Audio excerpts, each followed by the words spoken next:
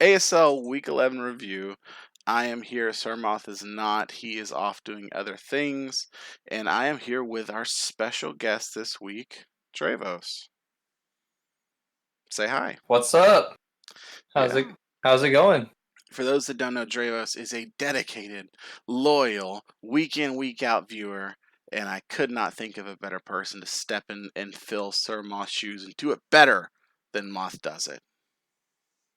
I am honored to be here in the legendary ASL review. I will do my best to be just as good as Moth, but we'll see. All right, you're up for match one, Lille Sorrel. This was not disappointing. This was a tough match to watch because Cyril miscalced uh Mirrorwax attacks. She said she calced everything after an intimidate, and it just put her immediately in a situation where she pretty much had next to zero chance of winning. Mhm. And Lily really capitalized on that and came out with a big 6-0. I mean, there's really just not much to say about it. Just miscalcs. Yeah, I think, correct me, she had the -1 from Crook in her calcs, and then was under the impression that Matang would live a flare blitz, and it didn't. Under the impression Yeah, that Volcarona would live a flare blitz, and it didn't. And so on and so forth. yeah. And then Flora just took a huge amount of damage. Hmm. Um, and then from there, Crook took a just huge amount of damage from it as well. I mean, Marowak got 3 kills, but it also got 2 80+% hits off as well. and then on top of that, Crocodile got burned like immediately, and then Berloom could just come in and clean up because there's a weak Florges, there was a burned weak Crocodile, Mm-hmm. there was Blastoise, which was at full health, but Lily played that perfectly. He Swords Dance so that 2 Mach Punches killed Blastoise, so it could not Mega, it could not Shell Smash, and it would die. It was outsped, could Shell Smash, and then it would taking a Mach Punch that turn and taking another Mach Punch the next turn. Mm-hmm. There just wasn't anything to do about it there. It just was unfortunate miscalc on Cyril's part. Yeah, it Part. sucks for Cyril certainly, but it also sucks for a lot of other people. And this week we'll talk more about the playoffs, especially as playoffs are drawing closer. We'll be continuing to talk about what teams need to do to make it. And at the end of this, we will go and look at our standings and show you it's unbelievably close. I mean, it is slicing paper. It is so just one match could be the difference at this point, and giving Lille essentially a free win, while Sarl takes a 6 differential hit plus the loss. It not just hurts her, but it hurts a lot of other people.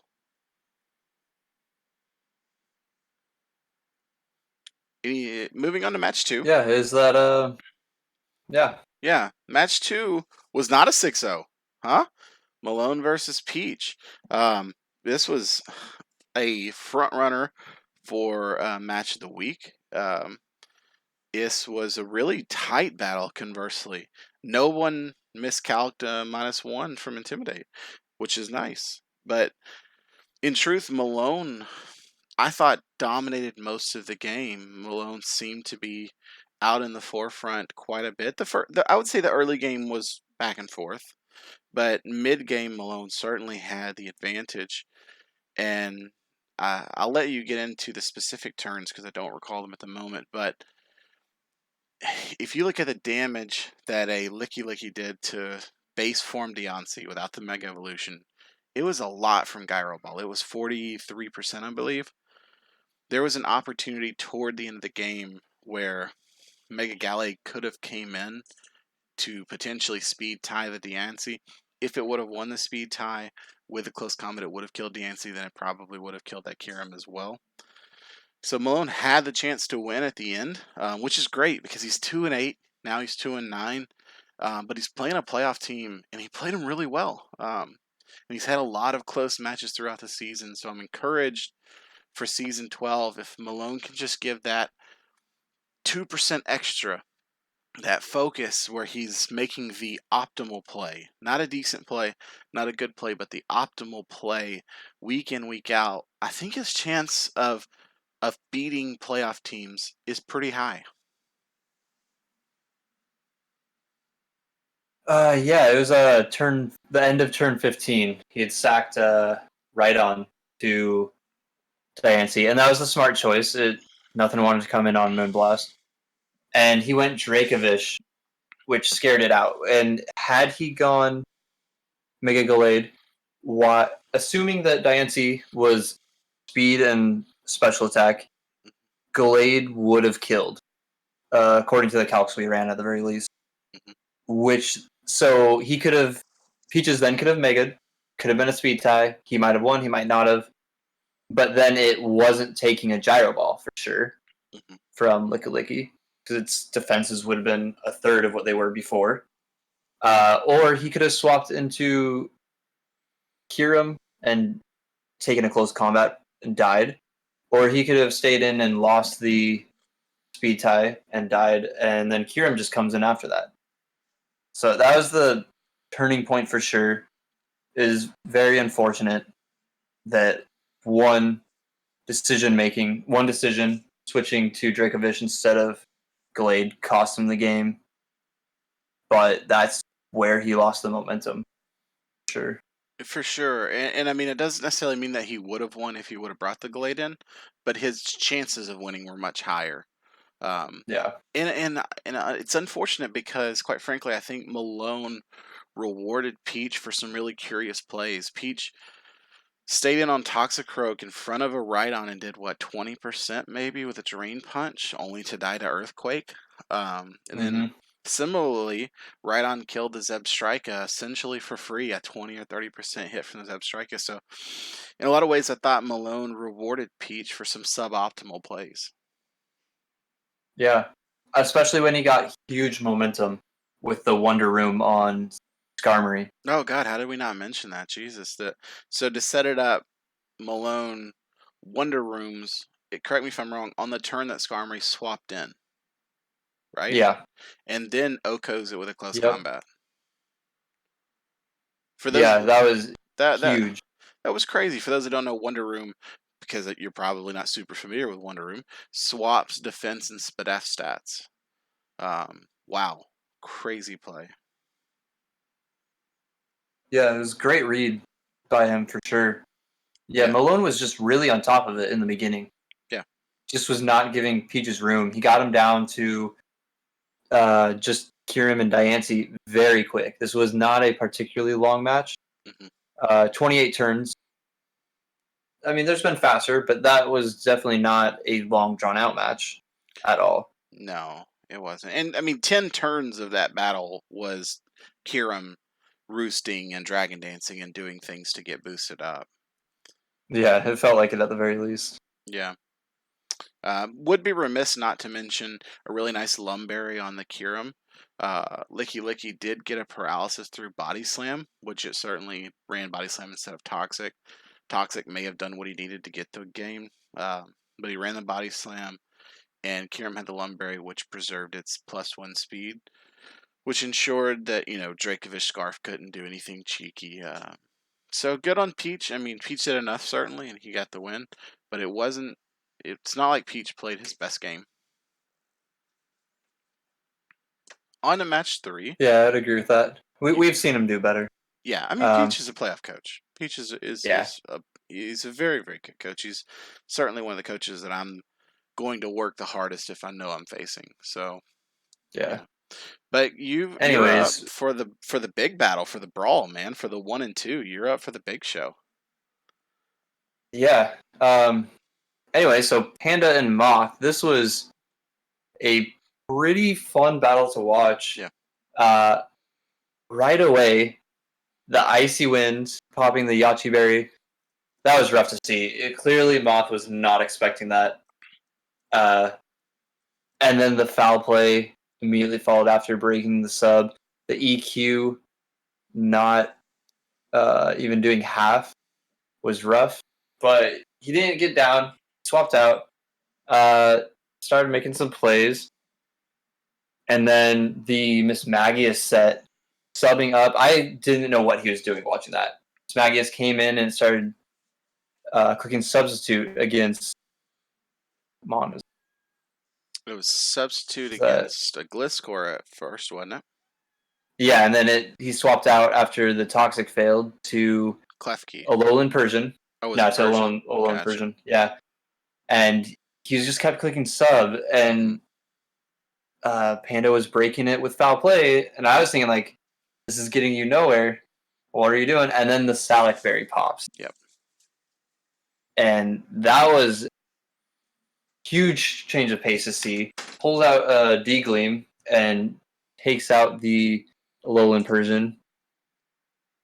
Klefki comes in and plots up against Klefki after Klefki combines. And he just misses the kill on Klefki by like 5%. Yeah. Which is always rough. Yeah, I mean, does he just win And then there? from there, If he doesn't, if he gets the roll into Klefki, and I don't even know that it was a roll, but if it was, does he just win at that point? I think he does because Cursor is weak to Shadow Ball. Mm-hmm. D-Gleam on Dracozolt after he's at +4 at that point. Yeah. Yeah, he was outspeeding everything. Yeah, he had just won. Mm-hmm. Had he been able to finish off the Klefki. And then that was a huge what's the word? Momentum loss for him. That was a huge hit to the what's the word for his like spirits? Sure. I can't think of it. Well, it was just very disappointing to see. And then he goes out to Lando and he over predicts with a smackdown. Yeah. And I don't know why that was coming in. It did essentially nothing to the Slowbro because Slowbro just is going to regenerate her out of there, get all the health back because it didn't do a third. Mm-hmm. And you really hate to see it because he ended up losing it to a Scald, I believe it was. Yeah. And he was just really on the back foot at that point. Yeah, I mean, he had some chances, right? He had some chances. Dragalge was played pretty nicely, I think, up until a point. I think he had a kind of a weird toxic spike play where I thought maybe he got a subbed or maybe he could have attacked face and done some things. But Yeah. he got a toxic spike up that I don't think ended up mattering. TCP's a weird person to bring toxic spikes against anyway. He's got the Klefki, which he's bringing every week at this point. He's got the Gliscor. Slowbro is not particularly worried about toxic spikes because they're just going to regenerate her out. And he's bringing a lot of rest sets. He's brought rest on several different months throughout the season. That I thought was an odd choice.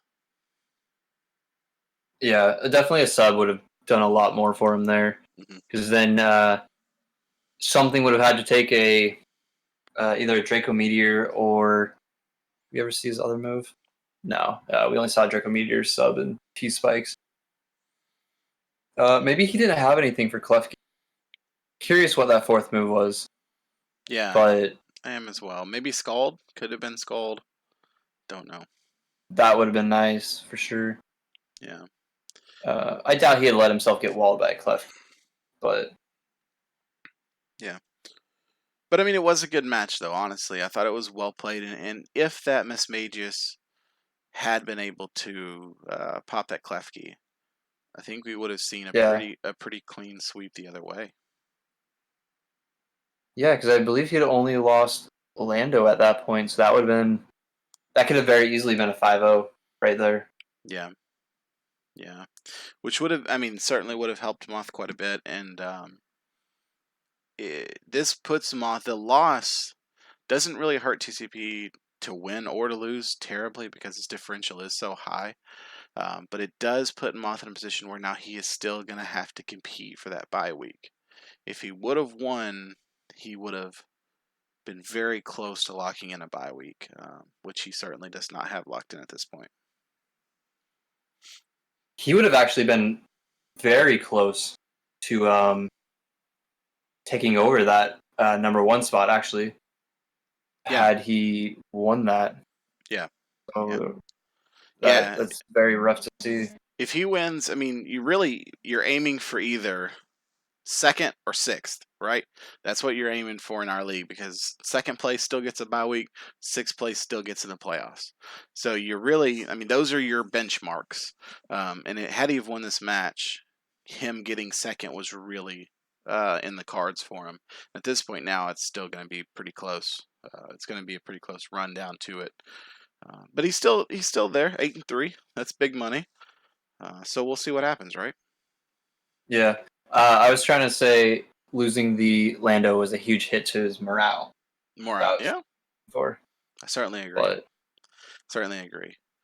Moving anyways, on to match 4, you now have Ian at 8-3. Is Moth also +10? Looks like Ian and Moth are now both 8-3 at +10. Maybe that's a typo on my part. I don't know. We'll check at the end of the match. That does seem a little too crazy to be true. But Moth is 7-4 and +9. It looks like. gotcha. I must have copied over that because I was like, that can't be right. I had to have done that wrong. Yeah. Yeah. Whatever. Match 4, Ian and Shadow. This was much closer than a 6-0 for much of the game. And quite frankly, Shadow was dominating Ian for the first. What turn was it that Togedemaru died? Do you remember? Turn It was just 10, about. 15, something in that area? Um, It was much later. was it? It was, yeah. Got it. And up until the point that Togedemaru died to a heatwave from Tornadus, I thought Shadow was winning this match. It Shadow was turn 19. 19. So Shadow was making really nice doubles. The Buzzwole was getting chunks and chunks of damage. Every time it came in, he was clicking the right move. Seemed like he was clicking Ice Punch to the Torn swap in. He was clicking Drain Punch on the Type Null. It just seemed like he was clicking the right move every single time. And, I mean, he was honestly reading Ian like a book until he wasn't. I mean, honestly, back and forth, back and forth, back and forth, back and forth. We get to turn 19. Ian just attacks face with a heat wave, kills the Togedemaru, and that's it. You can watch the rest of the game. You can hop in the server. You can go watch it. That's all that matters, friends. This was a tight match until Togedemaru died, and then it was just a process of Ian finishing off Shadow. It's something Dravos and I were talking about prior to starting the video is, it's not about the value of a mon in the meta once you get into the battle, right? I mean, I think we would all rather have, Thundi Eye as compared to Togedemaru, but it's the value of the mon in the matchup, in the battle. And Double, in my opinion, had no value in this match. Could have very easily sacked Double to the Torn and continue this back and forth, switch and a swap in which Shadow was winning. Um, but he didn't. He sacked his Togedemaru, and as funny as it sounds, Togedemaru was the back brace to this team that very quickly crumbled to a 6-0 after winning the first 19 turns. Yeah, for sure.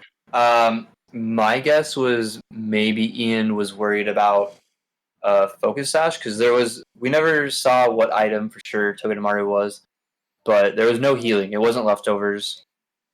So it could have been Sash to take that heat wave, but it was at 78% when Tornadus came in. So whether it was Sash or not, heat wave was probably killing. I'm sure Ian ran the calc. I'm sure he was built to kill it. But yeah, like you're saying, Double just felt like it didn't have much use here, and so to lose Togedemaru and to have basically a wasted slot. Not that Double's bad, just in this matchup in the 6 that Ian brought, it's not optimal. It just really changed the whole battle. Really escalated. Yeah, I mean, it really did, and conversely, I know Cartana is a weird mon. It doesn't take a lot of hits. It doesn't fit into every matchup. But the thing's got, 180 base attack or something ludicrous like that. I don't know what double's doing for you that a Scarf Cartana isn't. In terms of impact to the game, obviously they have different move pools. I'm not saying that, but in terms of impact to the game, a Scarf Cartana could have been a thing here. Yeah. I mean, it's got 131 defense with 59 HP and 181 attack. So they're both weak to fighting, Double and Cartana. Yeah. So I mean, it's not like either one makes it significantly worse against Conkeldurr. So why not just get that damage with a huge attack stat? Yeah, I mean, you have to accept that risk when you draft a mon like Cartana as high as it has to be drafted. Um, so if you can't stomach bringing a mon like Cartana that's going to die pretty often if you don't protect it correctly, you really don't have a lot of business drafting it, quite frankly. But moving Yeah, I on, think Shadow's just having a hard time figuring out what exactly he wants to do with his team week to week. I agree. I agree with that completely. But we're 11 games in. You know what I mean? Yeah. By now you should find out what's working for you, what play style. Yeah. Match 5 was a really big match for me personally, so I'm going to let you cover that one. Yeah, it started off pretty interesting to see a Toxic on Scrafty, which is Scrafty? Yeah, it's Scrafty. Mhm. I always mix up that in the BFO. Toxic on Scrafty, so that put it on timer. It wasn't Shedskin. We saw the Intimidate right away. And a knockoff on Miltank, which was clearly built to not be a setup fodder for Gothitelle. Mhm. The shed shell got knocked off. Yep. So then Brandon Kid switches out to Scizor, takes a close combat, and then he predicts with Protect as Wheezing comes in for free. He specs a flamethrower and T-spikes go up. It's the start of the hazard stack that Brad was doing to Kid. Brad had a great read. Clicks Sludge Wave as Scizor switches out. Hits Tornadus for not a whole lot, about a third of health, but every bit helps. And then switches to Silvally Steel. Takes a Hurricane, it crits. In that moment, it might not seem like it really mattered to do for a crit because it only did 30% width. But later on, Silvally barely lives a superpower from the same Tornadus. Had it not been a crit, it would have been very safe. But I don't know if it was a roll. But in the end, that crit didn't matter either. It just was close to mattering. And it just was a lot of Kid was on the back foot. He was trying to recover from this offense of Brad. He had Swampert in on Latios and clicks Stone Edge because I believe he had Edgequake. So he had no way to really do big damage to the Latios. And it just did 24%. And he destroyed the Swampert with a big Draco Meteor, and Swampert died to the T-Spike damage. It's just a lot of Kid desperately trying to get those rocks and the T-Spike off the field, and just every time he does, Brad just puts him right back up. There's just a lot of back and forth with Kid taking all the damage, barely being able to keep up with healing on mons that could heal, and no real downside at all to Brad switching in and out. No rocks ever went up on Brad's side of the field. Kid was constantly having to click Milk Drink or Roost to try and get some health back. A lot of free switch-ins. Brad started conditioning him started doing a few big doubles, and yeah, it was just Kid was on the back foot the entire match. Yeah. Yeah. Just quickly, I always like to say this, especially in certain matches, but I really always look forward to battling IL Kid. We go way back. I've known IL Kid for a long time, and I always look forward to our matches. We haven't had a lot of them, considering we've known each other for maybe 2 years at this point. Um, but I always enjoy our matches. I do respect IL Kid as one of the best coaches in the ASL, and I knew this would be a good match. I thought our team matchup was pretty good. Um, I thought I had a pretty decent team versus. I thought I had a pretty good roster to face his roster, but I also thought maybe his roster had the advantage. But in the sets that we brought, my team was definitely carrying an advantage, and it really did. It started early. If I would say this to IL Kid, just as a friend, you've led Miltank 4 of your last 5 matches. And that's why I led Scrafty, because I knew you were going to lead Miltank, and I knew I was going to be able to start this cycle very quickly. You've got to start, whoever you are, whether you're IL Kid or anybody, if you're going to start a battle, go pull up your last 5 and see what you've led. And that's how I knew what he was going to lead. That's how I got a head start on him in this particular match. If it's something people don't pay enough attention to, then they really should. Um, but he played well. The Banded Cinderace was really nice. I figured Cinderace would probably have Sucker Punch. We never saw it. I still believe that it had it. It Scizor did. had the Bullet Punch. I'm assuming Pangoro had Bullet Punch, but I don't know. I know Pangoro was Scarfed, even though he didn't show that in match. Just from the game flow, it was Scarfed. Um, but Tapu Koko, even though it had 0 kills and 0 deaths, Tapu Koko was instrumental in this victory.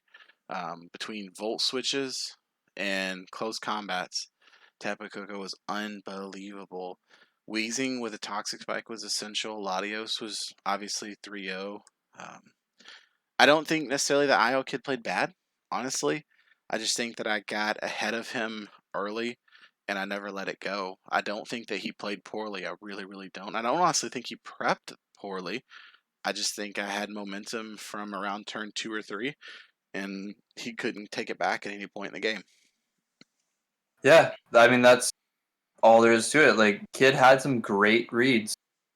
You just made better reads a few more times, and it just kept the momentum in your favor. Yeah. And yeah, Coco was huge because at any moment it could come in and clean up. Yeah.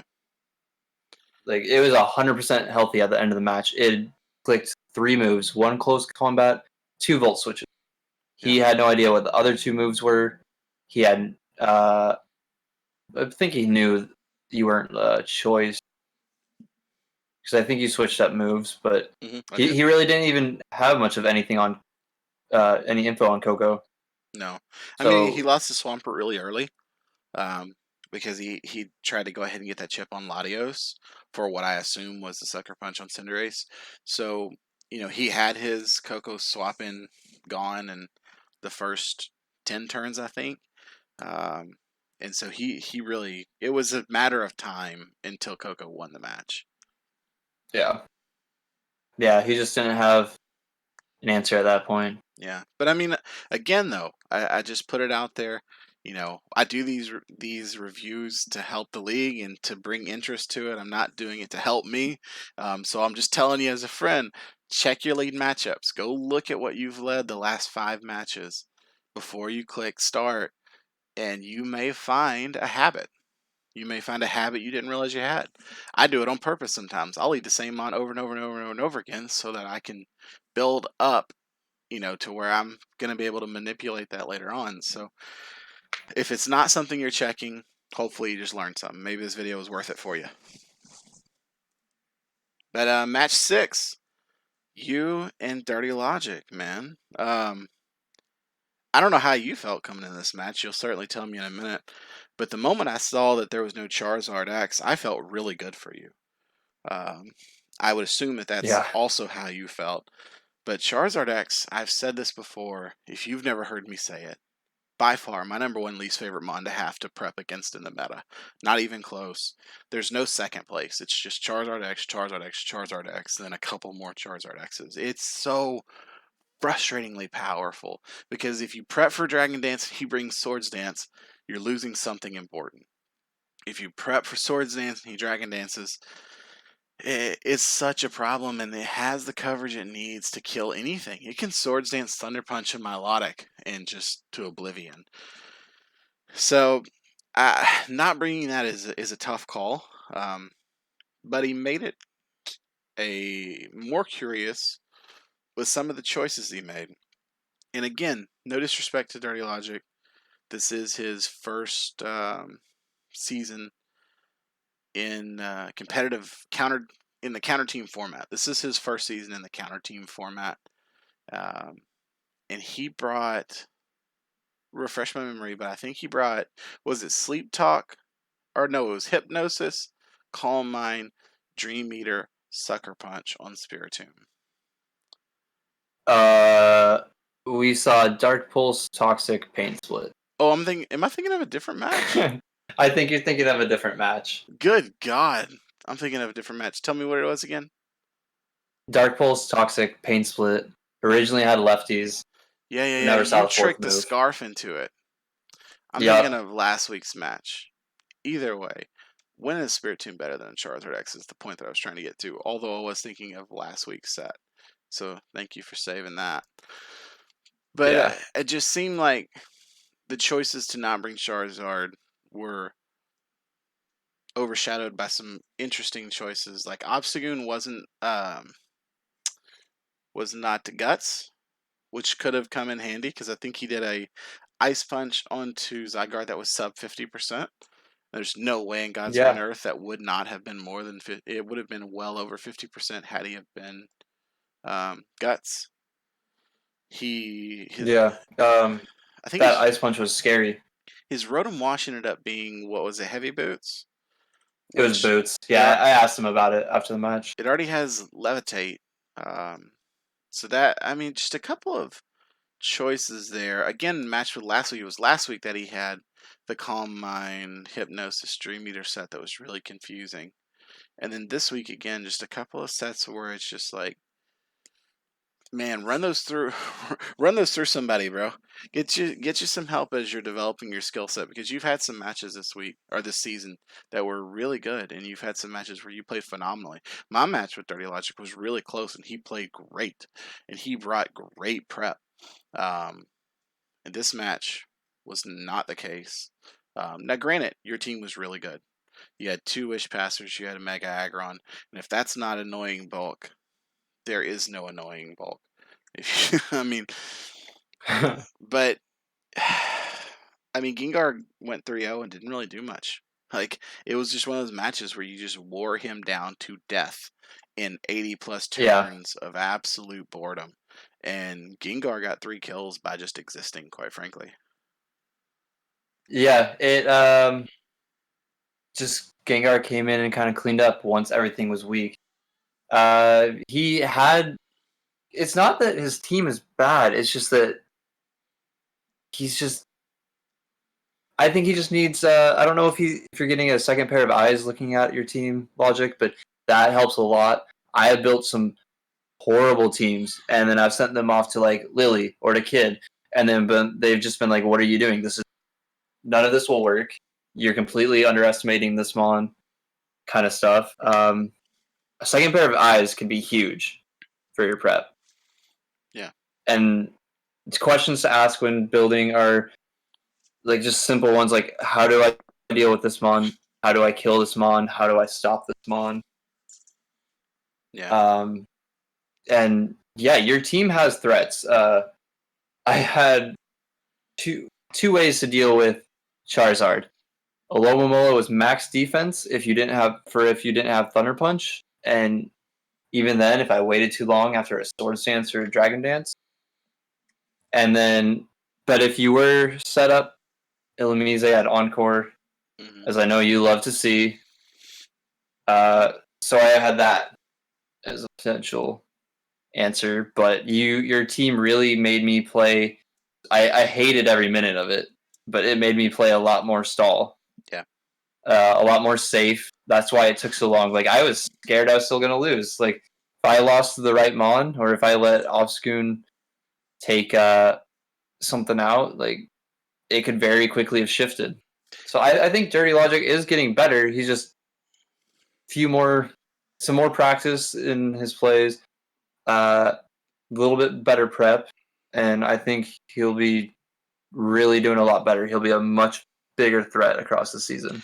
And I just think about this in particular. Of course, I think if you draft Charizard X personally, I think you have to bring it. But he has a Mamoswine, and I look at this matchup and I think Ice Shard, Earthquake, Freeze Dry, Mamoswine wrecks your squad. Except Illumise, it was max defense, Okay, survive a bandit icicle crash. I had charm on it. but I was ready for the Mamo. he had ways of dealing with an Illumise, right? Yeah. And I No, mean, he 100% did. like especially if he'd have brought a Charizard and depending upon how that there's ways to get rid of an Illumise. It's an Illumise. Although it's not useless, there are ways to deal with it. And so I'm just looking at that. I'm thinking that I don't know what Durant did for you when you have to face a Mega Aggron that Mamoswine couldn't have done better. Um, Yeah. so there's just some Yeah. choices there that I don't know that they were the optimal choices. Yeah, if he had swapped out Durant and Spiritomb for Zardex and Mamo, would have been a very different game. Yeah, and I mean, it may have been the same result. Who knows, right? But at least the pressure would have been turned up a little bit. Yeah, definitely. It could have been a lot closer. He could have maybe won.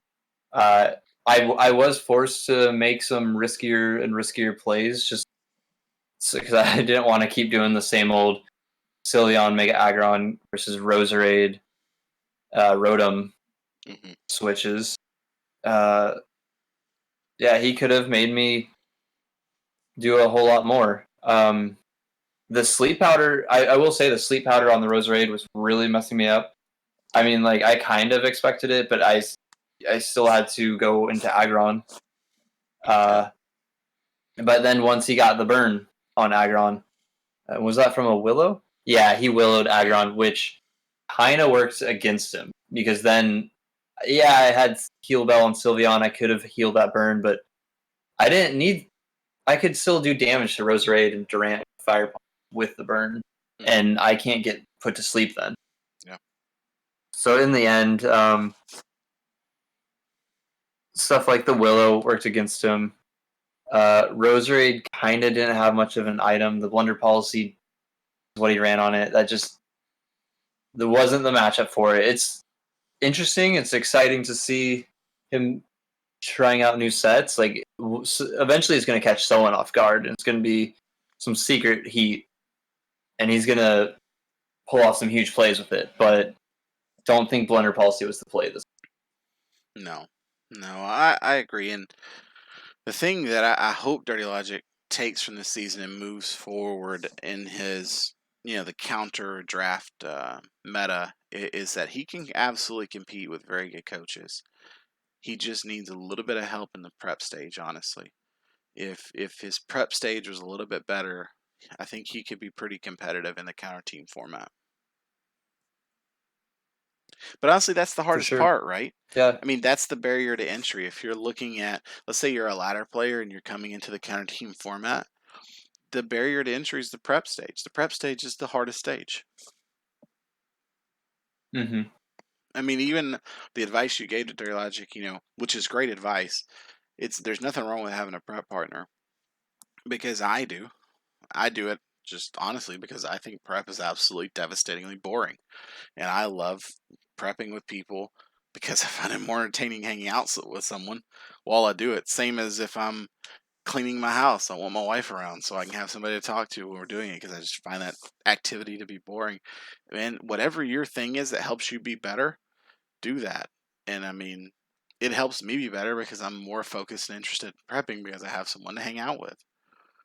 Whatever it is that's going to make you better, I would say go for it. And I think that that's an area where you could benefit from as you develop as a coach. 100%. Just figure out what works for you and then build off of that. Agreed. You're up for our featured match. All right. Static versus Brett. this was a pretty wild match to see. Started out with a huge turn of Thunderbolt from Meloetta on the Scyther, which we were running calcs.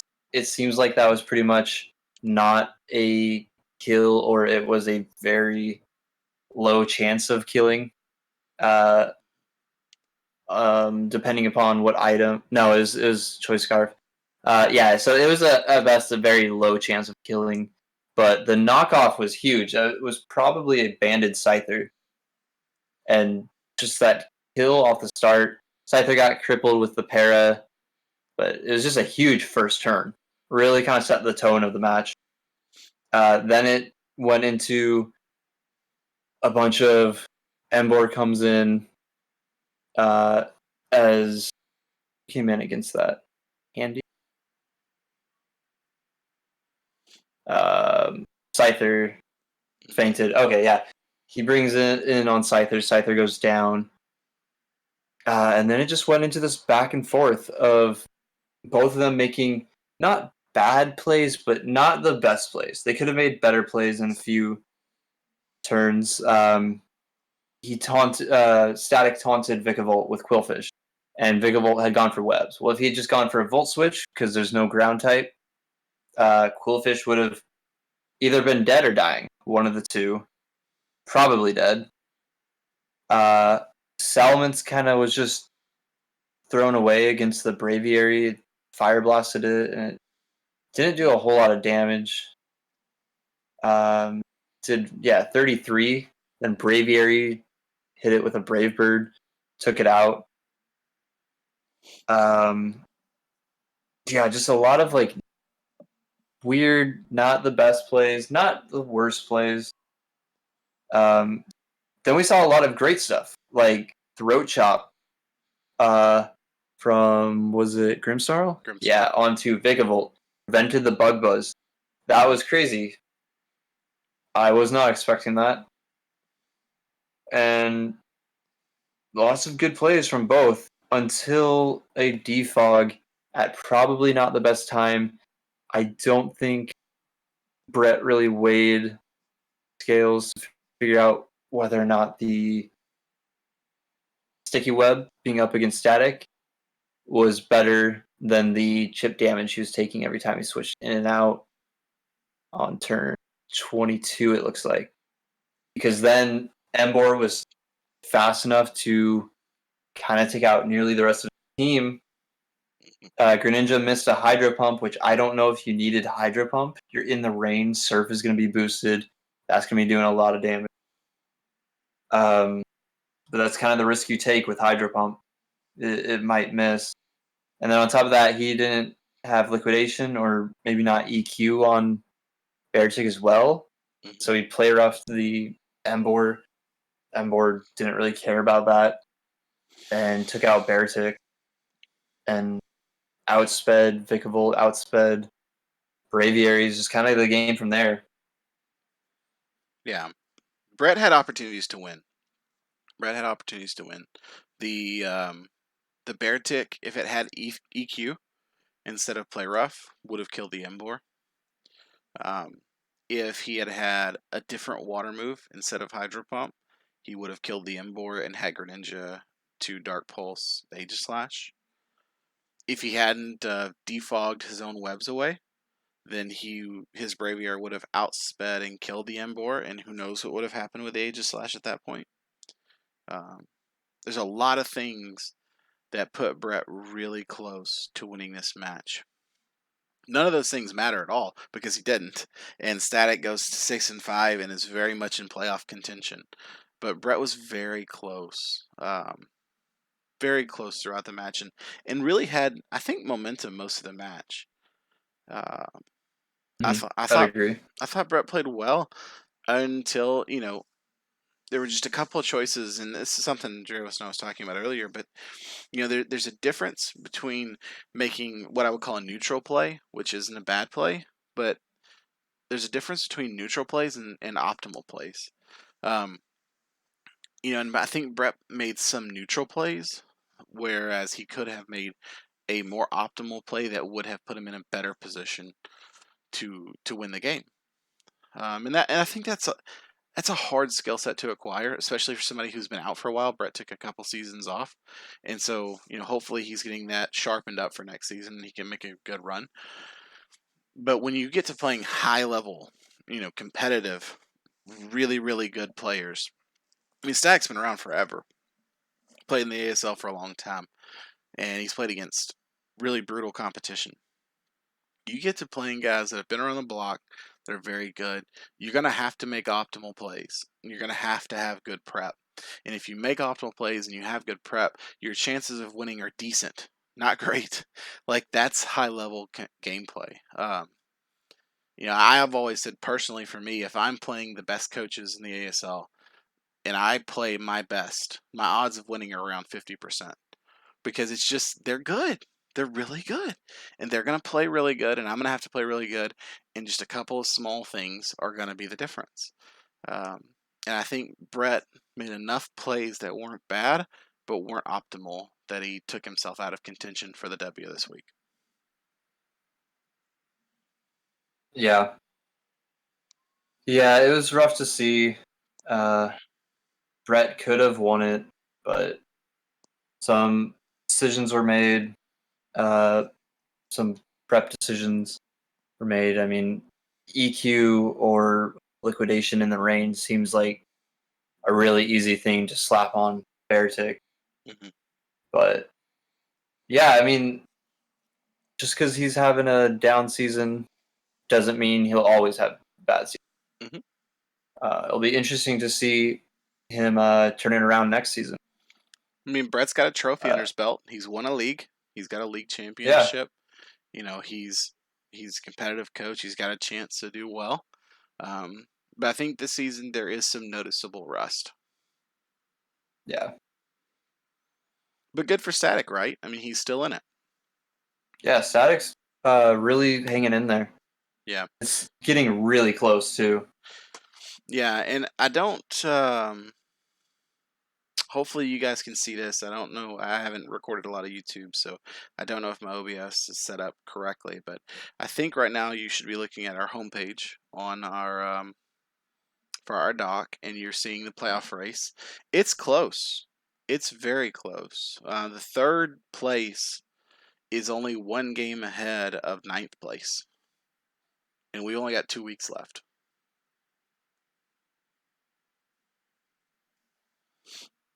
Yeah, only 2 weeks left, and I believe a few of the people fighting for playoffs play each other. I know I play Ian next week, this week actually, Mm-hmm. and I play you, Brad, the week after. No, that'll be fun. So there will be a lot of room for people to move up and down. Mm-hmm. Uh, it's more important than ever to prep well and not lose your matches, not get as much differential as you can. Yeah. Because the differentials are starting to close up a bit. Yeah. Lily can't lose a match because his differential at 3, he really does not want another loss on there. Mm-hmm. Kid, who's been in the top 6 all season long, has now been just barely edged out by me by 1 point of differential. Yeah. But Peaches and Static, they're both 6 and 5. Peaches is still positive. Static, he's -5. That's rough to see. But they could still come back. They are not out. They just need to keep their head up. They need to do their best. Yeah, I'm pulling up the schedule here, and we've got Peach versus Lille for week 12. You got Sorel versus Moth there. You got IL versus Melone. Brett and TCP. Me and Shadow. Static and DL. And Ian and you. So there's a handful of teams that are it's playoff team versus playoff team. So there's some mandatory Yeah. losses here. Some folks in the playoff hunt are taking some L's this week, which will shake up standings, I'm certain. And then the week after that, you've got Lil A versus Moth again, which, man, that's a tough end of the season for Moth. You got IL versus Peach. as if IL hasn't been through enough, he's got to play another really good team. Sorrel versus Brett. You've got Shadow versus Melone, TCP versus Dirty Logic. So there's some teams that are playoff bound or not playoff bound that are competing. Me and you, which should be fun. Hopefully it doesn't Yep. matter for either of us, but it probably will. And Yeah. Static. Hopefully you can take the loss. Hopefully it won't kick. Hopefully I won't kick you out Yeah, I mean maybe, when I win. maybe that's a bold statement. Um, We'll see. you should probably worry about week 12 before you get to worry about week 13. And then you got Static versus Ian. So the schedule's rough. There's some mandatory losses in there. So some teams that are in spots 2 through 10, which are all playoff contention at this point. Those teams are guaranteed to take some L's based off matches. So absolutely no clue how this thing's going to shake down. No one's differential is so great or so bad that they can't make it at this point. It's going to be close. It's going to be close. Yeah. Just some reflections. I hate it for IL. He's had some weird stuff this season. I think his record should be better. Potentially, maybe 1 to 2 losses that he has on his record probably shouldn't be there because he's had some kind of funky things that we've documented in the weekly recaps. I think I got him pretty good this week, but in some other weeks he's had some freezes and some weird things. So he maybe should be a little bit higher, but he's not because welcome to Mons. Yeah. He does have a great differential for 6-5 and plus 13. Yeah. Very nice to see. It means when he loses, it's close. When he wins, they're big wins. Yeah. Yeah, and the 6-0 this week really helped your differential. So yeah, it's going to be close. It's going to come down to wins and losses, certainly. The worst record to ever make the playoffs in the ASL, I believe, was 7 wins. I don't think a team that's ever had 8 wins missed playoffs. So I think everyone's going to be gunning for that 8 wins. But conceivably, an 8-win team could miss the playoffs this year. This could be the first time that ever happens. So we'll find out, but a great season nonetheless. This is what you hope for, certainly speaking as a commissioner and a co-founder of this league. This is what you hope for. You don't want 6 teams locked in playoffs at week 12. There's no fun in that. I agree. This as my first season. This is a very exciting, fun first season. For so many people to be fighting for it. It makes the matches have that bigger stakes, makes it that much more exciting. Watching battles live has never been more fun because you want to see, is this person now taking another loss or is this person getting a win? Was it a big win, a big loss for them? Because every loss makes a huge difference. Every 1 point of differential makes a huge difference at this point. Yeah. And it's happened. In ASL history, I believe there has been a team that missed playoffs by 1 differential point. So it's not theoretical, it's literal. It has happened for us before. And hopefully that doesn't happen this season. You hate for that. Your heart breaks because, if you think about 1 differential point, my God, I mean, there's, how many times have you been crit throughout the season? How many times have you crit someone else throughout the season and misses and things like that? 1 differential points, nothing in a game like, competitive Mons where a trillion different things could go wrong. Yeah. But I mean, while we're here, some side notes. If you look over to the MVP leaderboard, there's some weird stuff going on, dude. There's some weird stuff going on. Klefki at 19 kills makes no sense at all. Oh, I think it makes sense. Good old Deontay. Klepke. Deontay's 6th, man. Not Mega Deontay. Base Deontay is 6th. Yeah, that's weird to see. You're seeing mons like Mega Gallade at 9th. Mega Gallade has no business outside All the the way top at 9th. 5. It should be in the top 5 easily, without Yeah. question. It's a weird list. I mean, there are some mons that, probably should be pretty high up there. Lele is generally a mon that should perform pretty well. Torn T should generally perform pretty well. Latios. But if you look at that top 5, maybe not the way Well, He wrote it up. look at second place. Yeah. Embor. That's a C tier? I mean, Um, Embor's a nuke, certainly. But, yeah. usually Embor, you're talking 1 to 2 kills, and then it recoil has killed itself. Yeah, you don't expect a lower tier pick like that to be the second kill Yeah. leader. You expect like the A tiers and the B tiers, those to be kind of up there, Yeah, but but in your top 6, you've it's got a all over the place. C, a C, and a D in your top 6. Yeah, Yeah. What a season. people are making good use of their whole roster, not just their first 3 picks, not just their top tier mons. Everyone's using their full rosters. It feels. As you should. Yeah. Well, Dravos, words of wisdom as we close it out. I don't really have much wisdom. I mean, I forget if my opponent has leftovers or not mid match when I've seen healing all match.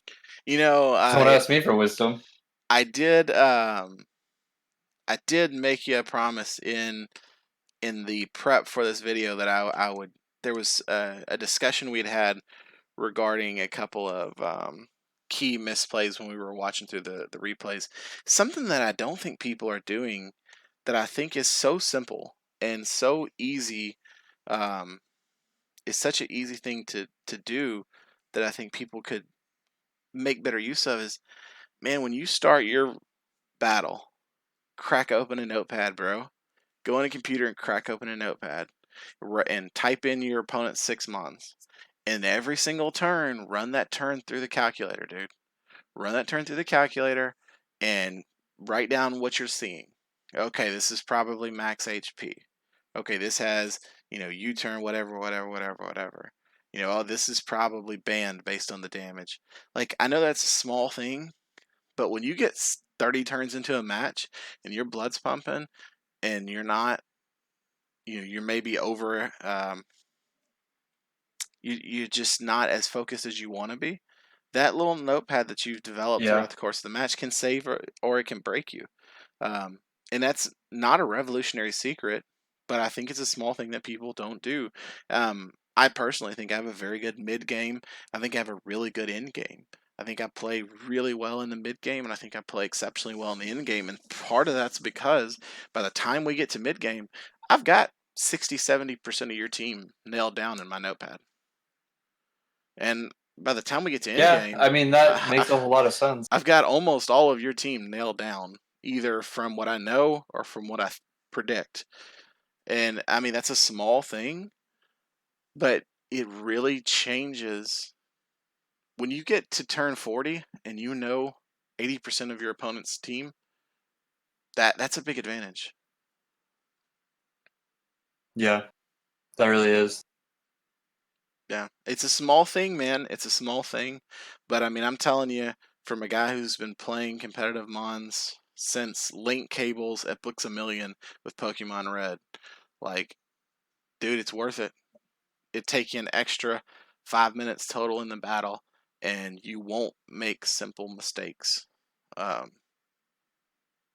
yeah, I don't know.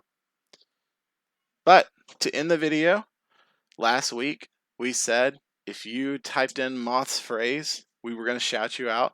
The only person that typed in Moth's phrase was Peach. So, Peach, appreciate you watching the full video, man, and giving us that comment. Dravos, do you have a comment people need to type in so they can get shouted out in the next video? Yeah, how about we mention the great novel of Spiritomb, as Dirty Logic called it. There you go. There you go. So hit that in the comments next week, and we will make sure to highlight you, Dravos. Thanks, man. We appreciate you Yeah, thanks for having me. taking Moth's spot, bro. Maybe we don't welcome Moth back next week. I don't know. Maybe we just stick with Dravos. I don't know. Let us know in the comments what you think. All right. Anything else? No. That's about does it. All right. Good luck out there, guys. Week 12 is going to be a barn burner. I expect to see you back. We'll see you. Bye.